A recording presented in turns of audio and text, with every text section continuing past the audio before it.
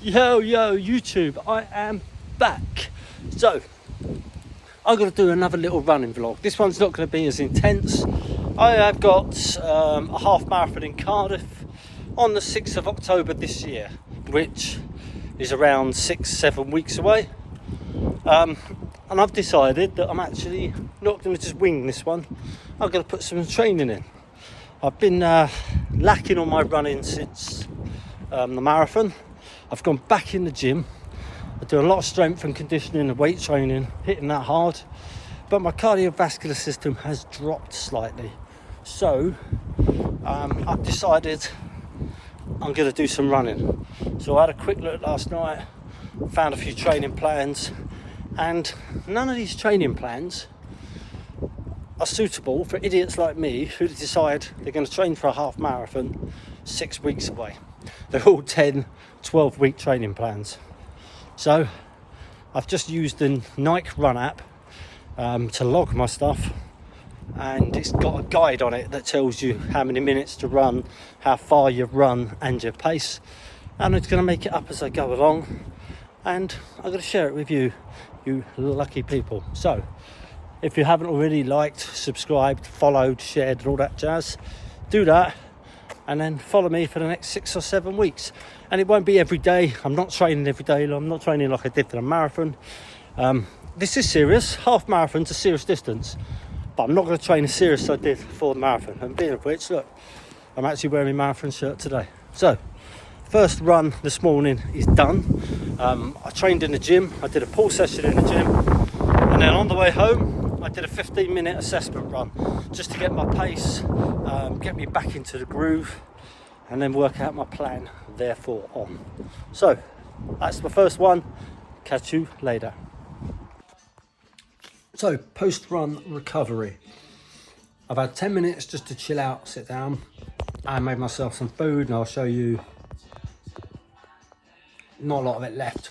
So that is protein porridge. So I leave the oats overnight with almond milk, microwave them up in the morning. I add creatine, 1 scoop. I add protein powder, 1 scoop. Fat-free Greek yogurt, 75 grams. Then I add a banana and blueberries. So I'm getting the carbohydrates to refuel my runs. I'm getting protein to help the muscles recover. The blueberries give you free radicals and antioxidants, which is just a good healthy food and not a bad taste.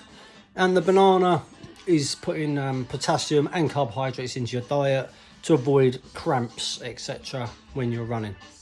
Straightforward, nice and quick, nice and easy, and nice and filling. And I won't eat again then until later on this afternoon. Good morning, Cardiff half training, week 1, vlog number 2 or day 2. It's only going on 1 vlog, don't panic. So today, no gym today. Wednesday is my no gym day. It was interval training today. Now this is something I've only ever done once or twice before, because I'm short on time. My program I'm adapting so it's harder. Those that know me will know that I train hard, I run easy. So when I train, I literally train all in, balls out, head down, get it done as hard as I can. That way it makes my run a lot easier. And although I don't particularly run for time, I have mental times in my head, but I do run to enjoy what's going on around me. I tend to talk to the other runners if they've got the capacity to talk. I talk to people, I shout, I wave, I just get involved in the whole day. It's not just head down and get it done. I don't like doing that. I like to enjoy my race. So I work hard in the training and run easy on race day. So what are intervals, you're asking me? So 5-minute warm up. So literally just a light jog, get the body moving, get the legs, the arms moving, get the head in the game, get the breathing under control. Then a few minutes stretch. Yep, and I actually did some stretching today. I'm not very good at stretching, I never have been, never will be. But I actually decided I'm going to keep all these injuries at bay this time and stretch a little bit. And then it was 2 minutes at 5k pace, 8 out of 9 effort.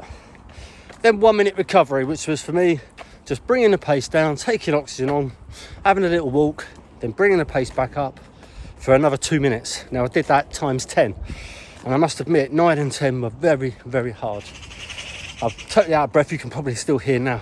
And then I did a 5-minute cool down and then a short little stretch off. So that was today's training. No run tomorrow, so tomorrow will just be gym day. So I'm going to train legs tomorrow in the gym. Okay, that's it, short and sweet. Good morning. Look at that bright sunshine above my head. Perfect for today, as today's an easy run. So it's a 35-minute run, no distance, just nice and easy, nice to recover, and to be run at a pace where you can hold a conversation. So thought I'd hold a conversation with you. And when I've done this run, it's gym time. So here is a bit of science and a bit of knowledge about lifting weights and running and doing cardio. Firstly, they complement each other. Secondly, what do you do first? Do you lift weights and then run? Or do you run and then lift weights? Okay, so one is going to wear you out before you do the other.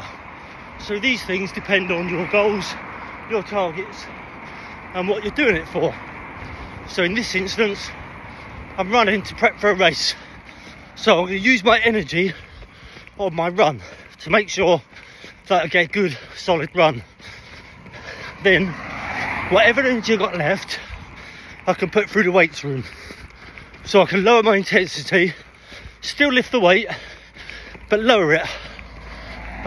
So I can still shape the muscle, still strengthen my body, but with enough energy to complete my day. Hang on, I've got to stop. There's a road coming. Now, if I was in a bodybuilding competition and I was looking at muscle building, I would lift weight first. Literally that. In fact, if I was in a competition, I probably wouldn't do any cardio until the last couple of weeks, leading up to stepping on stage. But I put all my effort into lifting weights. Now, if I was losing body fat, and that's the only reason I was in it, keep healthy, keep strong, burn body fat, get slim, get athletic. Oh, that's my coach talking to me. I'll come back. Okay, so I cut that short then.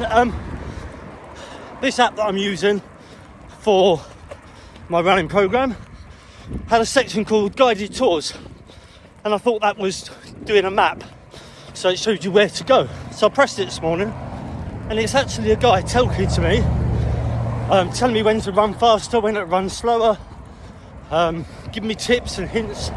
I mean, the one he just gave me now is the one that I use when my runs are getting a bit boring, I'm drifting off in my brain, or I'm tired, and that is head. Lift your head up, arms, make sure your arms are pumping, cycle your legs, and then count your cadence.